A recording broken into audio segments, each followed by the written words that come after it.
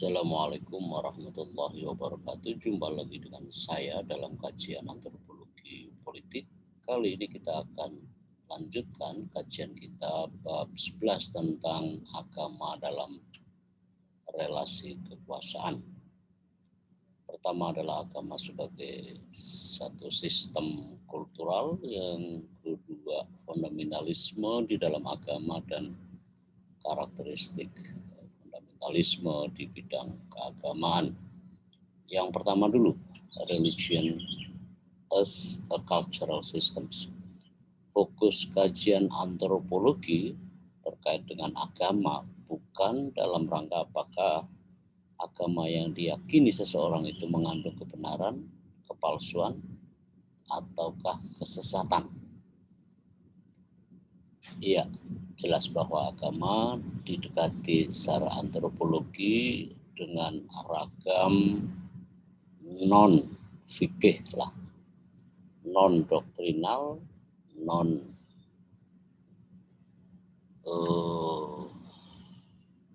dogma. Jadi agama dalam posisi sebagaimana juga mempelajari budaya dalam hakikat antropologi sosial. Agama netral dalam pandangan antropologi. Dia bahkan kendati pun tidak 100% sebenarnya, agama adalah bebas nilai. Agama lepas dari urusan-urusan apakah benar, apakah salah gitu, apakah sesat, apakah hal-hal yang berkenaan dengan judgement materi dari ajaran agama yang dikajinya.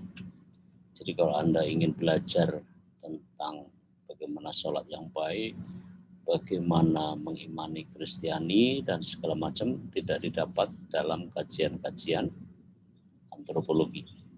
Nah, bagaimana gagasan-gagasan keagamaan diekspresikan secara kosmologi oleh para pemeluknya, dan bagaimana pula ekspresi manusia melihat menempatkan para pemeluk agama tersebut dalam penglihatan orang dengan orang, dalam konsep agama sebagai perilaku budaya dan seterusnya. Itulah kajian antropologi.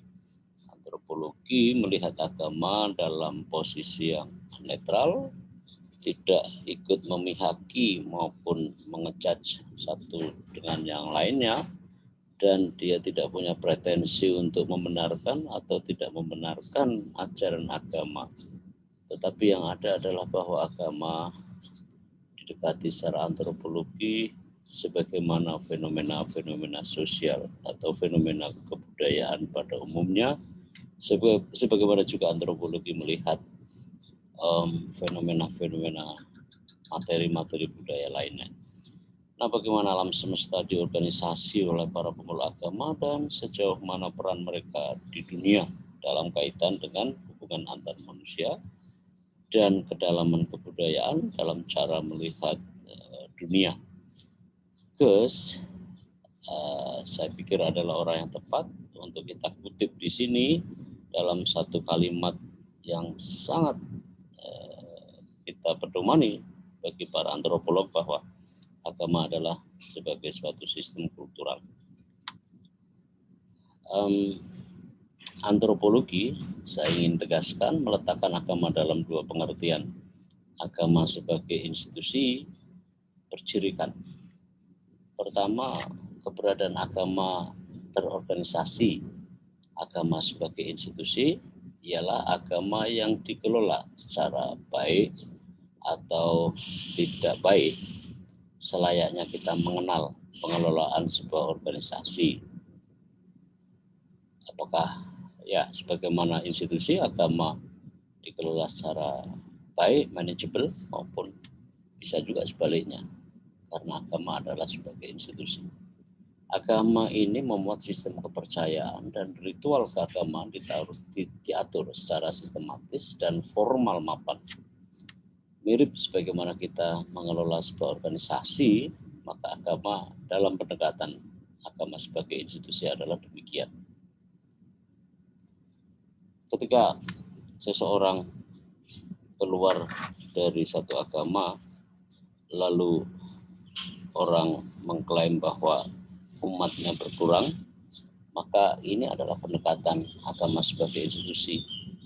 Agama, pemeluknya dianggap sebagai anggota dari institusi agama tadi itu. Apalagi kemudian agama dipersempit sebagai pengelolaan sebuah organisasi massa. Kan sekarang kecenderungannya begitu ya, di Indonesia agama dianggap sebagai sebuah organisasi, dan ketika ada yang masuk ke satu agama dan ada yang keluar dari agama lainnya dan demikian sebaliknya, maka para mereka yang berada di dalam selubung keagamaan itu menyatakan bahwa kita punya pengikut baru. Nah, kata pengikut kalau dalam bahasa Inggris namanya followers. Demikianlah pemeluk agama dianggap sebagai anggota dari institusi agama itu. Demikianlah pendekatan ini mencirikan mengenai dalam konteks agama dalam pandangan antropologi. Agama juga memuat sistem kepercayaan dan ritual keagamaan diatur secara sistematis dan formal mapan. Ada ritual-ritual direncanakan, sebagaimana juga kita mengagendakan suatu acara, sebuah organisasi. Itulah pendekatan antropologi dalam kaitan dengan atau kajian keagamaan. Agama yang ditandai oleh doktrin resmi atau dogma, ada struktur kepemimpinannya, hierarkis, bahkan birokratis, dan adanya kodifikasi, aturan, dan praktek-praktek keagamaan yang diyakini sebagai jalan menuju pada hidup yang diyakini akan lebih baik dan membawa kepada surga bagi yang meyakininya. Dalam mempraktikkan keyakinannya, para pemeluk agama ini memperoleh tempat secara berkala tertentu di suatu tempat yang disebut sebagai ibadat, rites, ya, ritual. Ritualnya kan seringkali juga ada proses agenda upacara keagamaan, agenda ritual X, agenda ritual Y. Dicantumkan juga waktu dan tempatnya, bahkan mungkin juga undangannya diumumkan di media dan seterusnya. Itu pendekatan agama sebagai institusi. Yang berikutnya agama sebagai pengalaman asketisme. Pendekatan ini berkebalikan dengan yang pertama tadi. Ya, kalau ini adalah pendekatan non-institusional. Agama yang terorganisasi dibedakan pengertiannya dari gagasan agama yang lebih luas dan menjadi perhatian utama dalam kajian antropologi, juga sosiologi dan filsafat.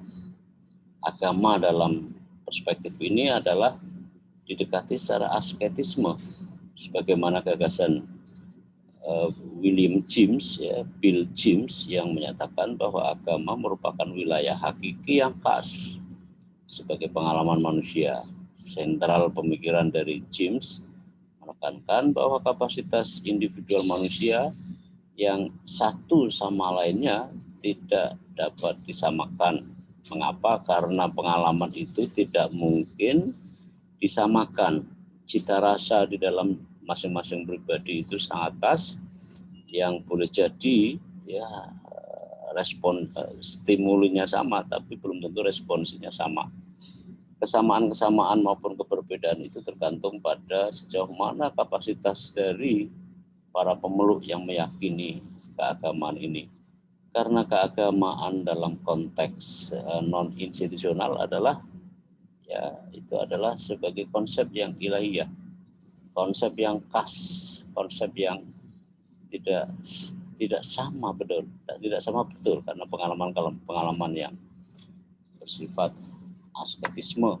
Kadang-kadang agama dalam pengertian ini tidak melulu dalam pengertian agama sebagaimana ritual tadi, agama dalam pengertian institusional tadi, tapi lebih merupakan pengalaman-pengalaman pribadi yang hidup yang terekspresikan sebagai sebuah tindakan dari kosmologi yang besar namanya keilahian, tetapi belum tentu bahwa agama pengalaman sebagaimana pendekatan agama dalam yang kedua ini sebagai sebuah pengalaman ritual, sama seperti ritualitas agama-agama yang resmi, agama-agama yang bahkan diakui oleh masyarakat, oleh Indonesia misalnya, oleh pemerintah Indonesia misalnya.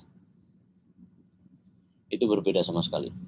Dengan demikian ada dua perspektif dalam antropologi ketika menempatkan agama sebagai institusi dan agama sebagai fenomena atau pengalaman asketisme. Religion, ya, agama akan berarti bagi perasaan kita, tindakan dan pengalaman masing-masing individu dalam kesendirian mereka masing-masing dan dalam hubungannya dengan apapun yang mereka anggap sebagai ilahiyah. Karena relasinya dapat berupa moral, fisik, ya kadang ritual. Jelas bahwa karena agama yang kita bawa, teologi, filosofi, dan organisasi gerejawi dapat tumbuh secara sekunder saja, kan dalam satu pengertian yang bersifat primer. Begitu kata James. Nah, saudara, tokoh atau ilmuwan besar yang penuh perhatian terhadap soal ini adalah Clifford Geertz. Karyanya banyak sekali. Satu karya yang sangat monumental adalah ketika dia menggambarkan mengenai The Religion of Java yang diterjemahkan ke dalam bahasa Indonesia, agama Jawa, santri, abangan, dan priayi. Nah, Pak Geertz inilah yang menelurkan satu teori yang berangkat dari interpretasi bahwa agama merupakan simbol yang memberi makna bagi kehidupan masyarakat. Karya Pak Geertz ini banyak sekali, ya, dan sebagian besar itu dihasilkan dari lapangan antropologi di Indonesia, khususnya di masyarakat Jawa. Di suatu waktu Pak Geertz meneliti mengenai perbedaan pemahaman masyarakat terhadap keagamaan melalui perbandingan antara masyarakat Maroko dan masyarakat Jawa. Di suatu waktu Pak Geertz mengkaji mengenai involusi pertanian yang ternyata sangat dahsyat sekali dalam beliau menggambarkannya. Dia menegaskan bahwa antropolog harus menganalisis dan menggambarkan secara mendalam budaya dan simbol-simbol melalui model interpretatif supaya perbedaan itu dapat dipahami secara lebih komprehensif. Berargumentasi bahwa agama terlalu partikularistik berkenaan dengan peristiwa, individu, dan kelompok untuk dipahami melalui teori fungsionalisme. Ya, teori fungsionalisme induknya adalah dari Talcott Parsons. Ya, fungsionalisme, kelak juga ada fungsionalisme struktural atau strukturalisme fungsional. Pak Geertz adalah seorang fungsionalis, ya, yang menekankan pada aspek kefungsian satu elemen di dalam satu sistem sosial dan bagaimana fungsi itu memberi makna yang dalam, meaningful, ya, pada kehidupan sosial. Dalam hal itulah kemudian yang disebut sebagai interpretasi kebudayaan dari Pak Geertz. Nah, Pak Geertz juga mendefinisikan budaya sebagai satu pola makna yang ditransmisikan secara historis yang terkandung di dalam simbol, suatu sistem konsepsi yang diwariskan, yang diekspresikan dalam rupa-rupa simbolis, yang dengannya itu manusia berkomunikasi, melanggengkan dan mengembangkan pengetahuan mereka tentang dan sikap-sikap terhadap kehidupan. Begitulah Pak Geus mendefinisikan mengenai budaya. Nah, dalam teori agama sebagai satu sistem budaya, Pak Geus menggariskan bahwa agama adalah sistem simbolik. Agama adalah konstruksi sosial yang melalui interaksi sosial menciptakan realitas dan memberi orang cetak biru tentang cara hidup mereka. Anda ingat kata-kata konstruksi sosial? Konstruksi sosial kurang lebih dapat dimaknai sebagai ya reka manusia terhadap hal-hal sehingga nyata sebagai sebuah konstruksi gagasan, konstruksi ide yang semula bersifat inkognito, tapi dalam lapangannya berupa inkognito. Dan itu adalah simbolis. Agama dalam pengertian Geus mengenai soal ini adalah karena adanya interaksi-interaksi sosial yang kemudian menciptakan realitas, menciptakan fakta, realitas di dalam lapangan, dan akhirnya adalah memberi cetak biru tentang cara hidup, cara yang kemudian dikembangkan dalam kehidupan sosial. Agama dalam pengertian simbolis inilah yang menjadi fokus dari pemikiran atau sentral pemikiran dari Pak Geus. Pak Geus juga mengatakan bahwa suasana hati dan motivasi yang kuat, yang abadi pada orang, suasana hati ada di dalam suasana hati ada di dalam hati seseorang, impulse from within gitu. Dan itu bersemai, berkembang di dalam diri, lalu terekspresikan dalam diri mereka yang tampak dari luar. Ya, impulse from without, motivasi yang diarahkan pada tujuan, pada inkognito setelah inkognito. Nah, berikutnya bahwa Pak Geus menanamkan suasana hati dan motivasi ini dengan perasaan bahwa mereka unik nyata.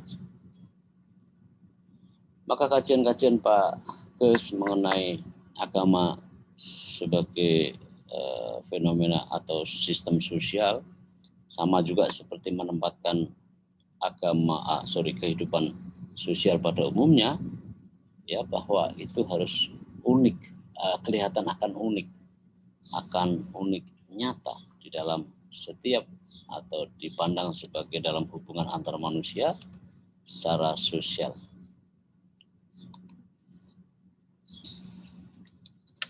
Memberikan pemesanan keseluruhan untuk keberadaan yang memberi makna pada kehidupan dan memberikan penjelasan mengapa masalah dan tragedi selalu terjadi. Agama secara simbolis memberi interpretasi mengenai keseluruhan akan keberadaan seorang makhluk manusia, kenapa dia hadir, kenapa ketika hadir itu apakah berfungsi atau enggak dalam struktur sosial maupun kulturalitasnya manusia. Dan disitulah agama memberi penjelasan mengapa masalah dan tragedi bisa terjadi. Agama jelas sekali dalam sentral pemikiran Geus adalah sebagai fenomena dalam hubungan antar manusia atau kehidupan sosial. Menamakan keseluruhan penjelasan dan pemesanan untuk keberadaan dengan perasaan bahwa itu faktual, bahwa simbolisasi yang teraktualisasi di dalam kehidupan yang nyata itu adalah tugas antropologi untuk memberikan penjelasan, menganalisis dan memberikan makna-makna di dalamnya. Nah, bersama-sama dinamika itu tampak begitu kuat bagi orang yang percaya bahwa agama menjadi satu-satunya penjelasan yang masuk akal pada kenyataannya. Keyakinan sebagaimana pemeluk meyakini itu dibentengi melalui ritual dan kemudian dibawa ke dunia untuk mengubahnya agar sesuai dengan agama. Jadi interpretasi kultural terkait dengan agama adalah bahwa ketika agama diyakini sebagai sebuah kebenaran, diekspresikan di dalam kehidupan nyata, dilihat orang Dan disinilah tugas antropolog untuk menjelaskan bahwa agama adalah ekspresi keyakinan berupa tindakan-tindakan sosial yang memengaruhi hubungan antar makhluk manusia, dan saat bersamaan mereka bertandang kata di dalam prosesnya di lapangan. Lalu pada akhirnya seorang antropolog harus mampu menjelaskan bagaimana perubahan antara apa yang sesuai dengan apa yang diyakini yang kemudian teraktualisasi dalam kehidupan sosial. Antropolog hadir untuk menjelaskan bahwa fenomena sosial itulah yang menjadi fokus dari keyakinan para pemeluk agama. Nah, saudara, di bagian kedua saya ingin mengupaskan kepada saudara mengenai fundamentalisme di dalam agama. Apa itu fundamentalisme agama? Istilah ini mengacu pada kepercayaan seseorang atau sekelompok orang dalam otoritas absolut teks agama suci atau ajaran dari pemimpin agama tertentu, nabi dan atau Tuhan. Fundamentalisme dalam pengertian antropologi mengacu pada keyakinan diri seseorang atau sekelompok orang yang merupakan sumber dari otoritas absolut. Otoritas absolut itu adalah sumber dari segala sumber yang diyakini itu semua ajaran berangkat atau bermuasal dari sana dan dijawantakan dalam teks agama yang diyakini akan kesuciannya atau ajaran dari para pemimpin agama tertentu dan atau nabi atau bahkan Tuhan. Konteks di sini adalah wahyu misalnya. Itu adalah fundamentalisme yang menempatkan bahwa sesuatu yang diyakininya yang kemudian dilaksanakan dalam konteks hubungan antara makhluk manusia adalah sesuatu yang diacu dari otoritas mutlak. Tetapi antropologi tidak terlampau peduli di dalam apakah fundamentalisme itu benar atau tidak benar. Tetapi yang penting dalam posisi ini adalah bahwa seluruh cara akan memberi keyakinan pada sesuatu referensi yang absolut suci tadi itu terekspresikan dalam kehidupan nyata dan menimbulkan interpretasi yang kelak akan menjadi bagian dari kajian antropologi untuk apakah untuk apakah dalam hubungan antar manusia itu berjalan dengan semestinya dan saat bersamaan apakah begitu ekspresi itu dalam relasi manusia. Tadi disampaikan ada kosmologi. Kosmologi adalah sesuatu yang abdikodrati, tetapi faktanya relasinya dalam kehidupan, nah itulah tugas antropologi. Saudara-saudara, saya lanjutkan tentang fundamentalisme ini. Para fundamentalis percaya bahwa agama mereka melampaui segala bentuk kritik dan karenanya harus dipaksakan kepada orang lain. Ini cara berpikir kaum fundamentalis. Ya, tidak boleh dikritik agama itu, ajaran-ajaran agamanya. Dan bila perlu harus dipaksakan kepada orang lain karena memang agama tidak perlu dikritik. Agama harus diyakini, dipeluknya dan dipraktekkannya dan menjadi keharusan jika pun terpaksa harus dipaksakan kepada orang lain. Cara berpikir kaum fundamentalis. Nah, penjelasan logis dan bukti ilmiah tidak memiliki tempat dalam sistem kepercayaan ini. Agama mau dikaji, mau diapapun itu tidak boleh. Karena sistem kepercayaan ini jelas sekali bertentangan dengan fundamentalisme agama mereka yang meyakininya. Bagi kaum fundamentalis, agama menentukan setiap bidang kehidupan mereka sehari-hari dan mereka juga berusaha untuk melibatkan seluruh masyarakat ke dalam sistem kepercayaan mereka. Seringkali bahkan dengan menggunakan kekuatan. Tugas orang yang meyakini bahwa agamanya lah harus menjadi juga agama orang lain. Agama yang dilakukan, keyakinan yang dia peluk harus pula dalam konsep ini harus juga, karena teks suci tidak bisa dikritik dan seluruhnya adalah bagian dari ke prakteknya dalam kehidupan sehari-hari. Dan orang fundamentalis menginginkan agar orang lain juga melibatkan keyakinan yang dia yakininya itu untuk juga orang lain harus melakukan hal yang sama, karena sistem kepercayaan mereka sendiri, dan itulah bila perlu bahkan menggunakan kekuatan itu bisa kekuatan fisik, kekuatan senjata, jalan pedang, ya, atau jalan instrumen kekuasaan, ya, dalam struktur kekuasaan, atau hal-hal lain. Itu adalah instrumen sehingga memungkinkan buat orang lain yang barangkali berbeda dengan awal dari keyakinannya harus juga melakukan sebagaimana yang dia lakukan. Nah, saudara-saudara,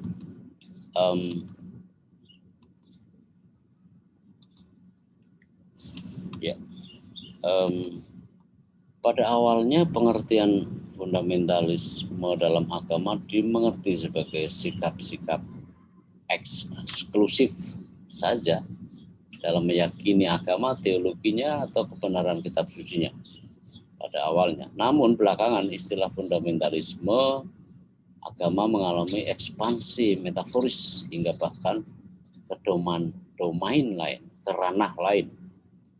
Ranah itu berkaitan dengan bentuk-bentuk nasionalisme yang ekstrim di agama, fundamentalisme agama yang berpadu dengan nasionalis, dengan nation, akan membentuk nasionalisme yang ekstrim, chauvinisme, ya. Chauvinisme inilah yang ketika beradu, bersanding dengan nilai-nilai agama, ia kemudian juga berkaitan dengan bentuk-bentuk sosial keagamaan tertentu, gerakan Islamisme, kemudian bentuk-bentuk dari ekspresi ideologis ekstremisme lainnya. Ya, ini sebagaimana pemikiran dari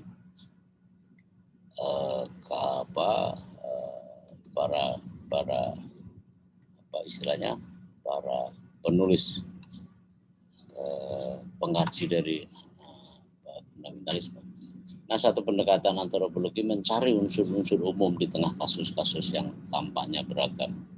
Pendekatan kajian antropologi mengenai fundamentalisme juga mempertimbangkan masalah penafsiran hermeneutikal oleh banyak konstituen. Sebagian besar fundamentalisme melibatkan bentuk-bentuk dari politik identitas, makna, pelabelan, ya, itu istilah-istilah yang sering dilekatkan pada kata fundamentalisme. Kajian antropologi fundamentalisme juga ditandai oleh pencarian kepastian, eksklusivitas, dan batas-batas yang terang, ya, yang tidak ambigu, yang menempatkan yang lain adalah iblis-iblis musuh. Hal-hal yang entitas-entitas yang harus dikesampingkan. Gambaran-gambaran di atas, saudara-saudara, juga mencerminkan pola pikir tanpa kompromi dan anti relativis. Agama dalam pemahaman fundamentalisme itu absolut sebagai satu tanggapan terhadap keterbukaan dan ketidakpastian dunia kosmopolitan. Kembali kepada agama dalam kaitan dengan kajian antropologi mengenai fundamentalisme, bahwa kehidupan sosial yang ada dipandang sebagai selubung entitas yang sudah terlalu jauh, ya, akibatnya bahwa dunia tidak pasti, mengalami ketidakpastian, dan itu makin menjauh dari titik awal. Kenapa Tuhan misalnya mewahyukan, memberikan ajaran petunjuk bagi manusia sebagai sesuatu yang akhirnya telah relatif, bukan mutlak lagi, dan karena itu harus diperjuangkan untuk supaya kembali kepada jalan sebagaimana titik awal berangkat. Nah, kajian ini juga memetakan jalur hitam dan putih secara moral keluar dari zona abu-abu, dari kompleksitas budaya dan agama yang mengintimidasi. Armstrong, ya, konsep fundamentalisme dari Armstrong. Karen Armstrong dalam A History of God, satu bagiannya mengupas fenomena fundamentalisme. Nenek ini memang sangat produktif dalam menyusun begitu banyak dan sangat berpengaruh karena kajian-kajiannya sangat netral, ya. Pengertian fundamentalisme adalah konsep yang lahir dari dunia barat. Barat punya dosa besar, saya sebut begitu, karena mengenalkan istilah fundamentalisme hingga mengkampanyekan, ya, tidak saja melalui seluruh instrumen penyebaran paham kepada dirinya, dan saat bersamaan juga mengkampanyekan melalui berbagai langkah. Satu diantaranya adalah melalui penggunaan kolonialisme. Karena itulah kemudian kata fundamentalisme sering disalahpahami dan digunakan secara tidak benar karena jasa atau dosa orang Barat terhadap istilah ini. Apalagi kemudian Barat secara terang-terangan eksklusi tentang fundamentalisme hanya untuk komunitas Muslim. Sementara dalam kasus Israel, dia menggunakan istilah itu untuk melegalisasi langkah-langkah dia di dalam memberi angin kepada kaum Yahudi misalnya di Israel. Kenapa Israel begitu kuat militer dan segala macam? Karena ditopang, dimanja secara benar-benar manja oleh Amerika, Inggris, dan negara-negara Eropa yang pada pokoknya dan akhirnya menyudutkan komunitas Islam dunia. Dia mencatat bahwa sebagian besar fundamentalisme tidak kejam dan bahwa fundamentalisme dalam semua agama merupakan suatu tekanan balik terhadap beberapa pemaksaan eksternal dan ketakutan yang mendalam akan permusuhan. Ya, seringkali di tangan kaum sekularis modern. Jadi fundamentalisme ini adalah sebagai reaksi terhadap sesuatu di kalangan internal pemeluk agama, oleh karena di satu sisi mereka seringkali ditekan melalui baik paksaan, ya, maupun melalui alat bersenjata, dan kemudian ya, yang itu semua dalam pandangan Armstrong ya, dilakukan gitu ya oleh kaum sekularis modern. Bahkan dalam ekstremisme yang lain, fundamentalisme menurut konsep Barat adalah ya, itu tadi yang sebenarnya di kalangan Muslim misalnya itu membela diri, tetapi mereka bersenjatakan istilah fundamentalisme untuk tujuan-tujuan aneksasi, tujuan-tujuan perluasan ekonomi dan seterusnya, terutama dalam fenomena relasi antara Israel dengan negara-negara Muslim di Timur Tengah. Saudara, yang ketiga, fenomena fundamentalis ini ada pada berbagai kelompok agama. Bahkan kalau mau jujur dalam sejarahnya Islam belakangan, ya, hanya pada abad-abad ke-19, 20, ya, itu mereka sebenarnya melakukan social unrest terhadap pengaruh maupun kolonialisasi Barat, ya. Sementara di kalangan Kristiani itu terlebih dahulu dalam abad-abad pertengahan misalnya gitu, dan abad pencerahan setelahnya barulah pada Islam. Baru kemudian juga nyaris bersamaan di kalangan Hindu, Sikh, Buddha, dan Yahudi, dan bahkan untuk beberapa kelompok sekuler.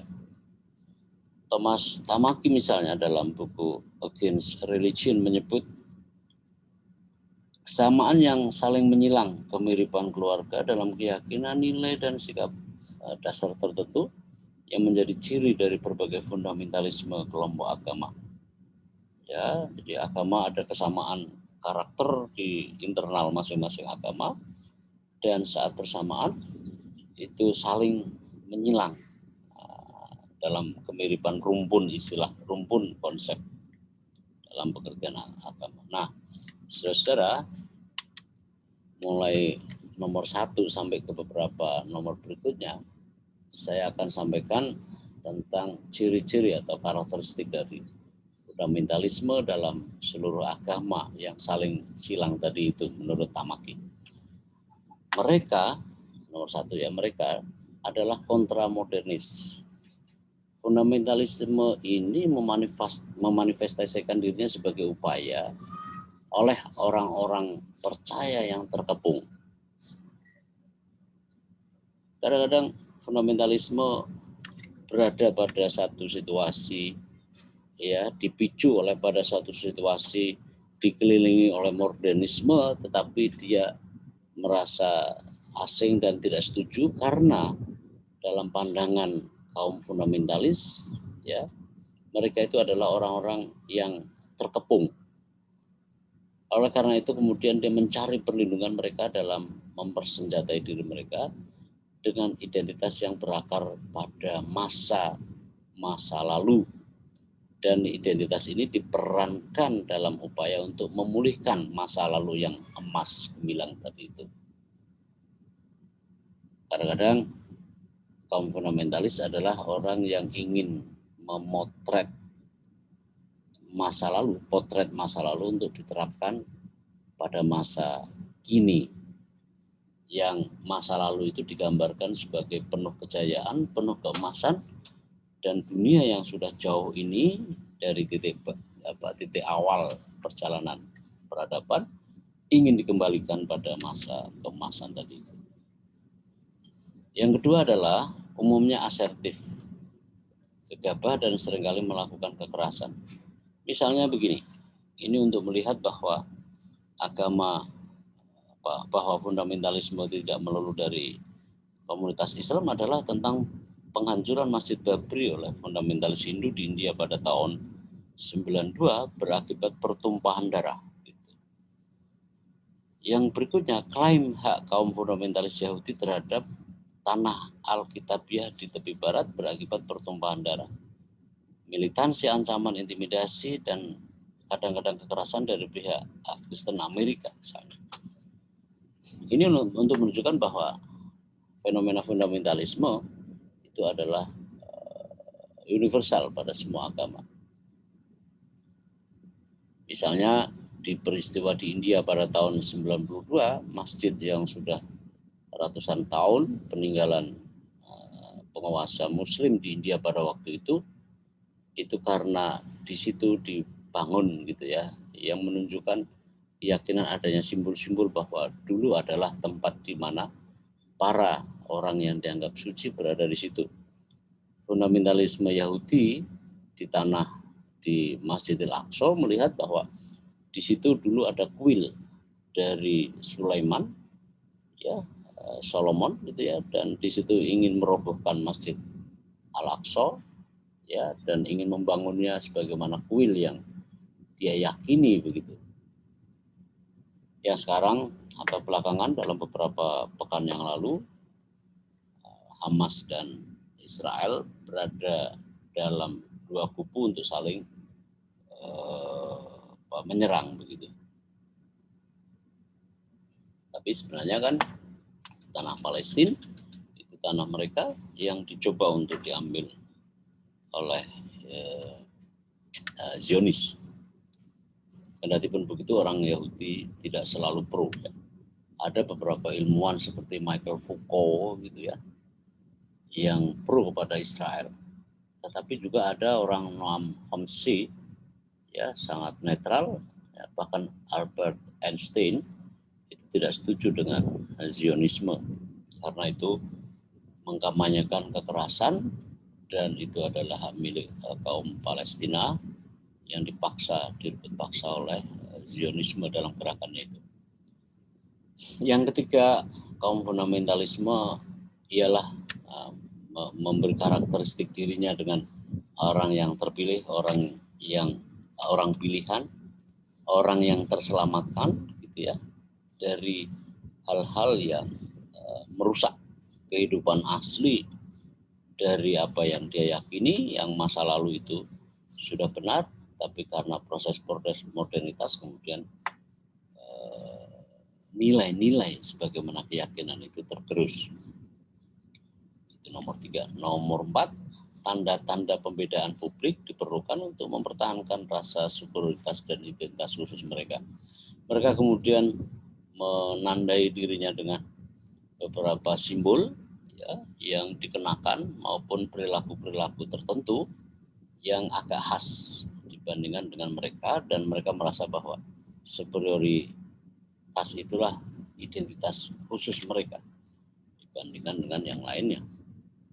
Kelima, hanya ada satu agama yang benar dan satu cara hidup yang benar, dan ini harus dipertahankan terhadap terobosan dari kemungkinan dari agama dan sekularisme lainnya.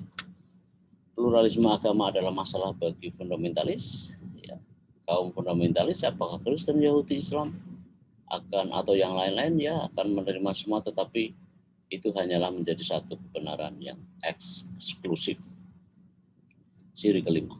Ciri keenam, ada kitab suci, ada nabi atau pemimpin karismatik yang tidak salah kepada siapapun. Kepatuhan literal merupakan keharusan atau kewajiban.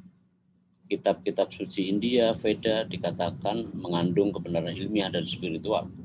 Banyak fundamentalis Kristen yang meyakini hal yang sama tentang Alkitab. Interpretasi literal dan kepatuhan tidak memberikan ruang untuk ketidakpastian, tidak peduli berapa tidak pastinya dunia yang nyata ini. Ya, itu 6. Ketujuh, hukum dan otoritas hanya berasal dari Tuhan. Bahkan hukum sipil, ya, code of civil, kodifikasi hukum-hukum sekular, itu tidak sejalan dengan kitab suci. Hukum Tuhan selalu mengalahkan hukum manusia. Namun Pataki, ya, penciri dari fundamentalis ini, tidak secara langsung mengatakannya, tetapi kita tahu bahwa demokrasi bukanlah nilai dari kaum fundamentalis. Seksualitas perempuan harus dikontrol dan batas-batas yang jelas harus dilalui antara laki-laki dan perempuan. Laki dan perempuan harus jelas batas-batasannya, tidak ada tidak ada hak bagi yang lainnya untuk mengatur. Harus ada hijab yang jelas antara laki-laki dan perempuan. Seksualitas dikendalikan dalam struktur keluarga patriarki. Wanita tunduk pada perkawinan, reproduksi, aborsi, pentahbisan, akses atau penekanan pada pendidikan. Seksualitas perempuan sangat terkait dengan kebinatangan dan itu adalah polusi, sehingga menimbulkan tabu pada praktek sosial pada seksualitas tertentu. Seperti ISIS, ya, sering digambarkan seperti itu, walaupun saya termasuk yang meyakini bahwa ISIS adalah rekaan negara-negara barat. Nomor 9, perilaku seksual adalah perhatian utama semua fundamentalis Kristen, Yahudi, Islam tanpa kecualinya, terutama ketakutan dan penentangan terhadap homoseksualitas. Kaum fundamentalis menentang ini, LGBT, dan itu adalah tidak memperoleh tempat. 10, fundamentalis dan nasionalisme bertemu. Kadang-kadang antara fundamentalisme dengan ajaran nasionalis itu bertemu, karena kehidupan moral menurut kehendak Tuhan hanya dapat sepenuhnya hidup dalam masyarakat yang terdiri dari rekan-rekan praktisi. Nah, disitulah persekutuan. Akan bahaya antara fundamentalisme dan nasionalis bertemu, akan menjadikan chauvinisme yang akut.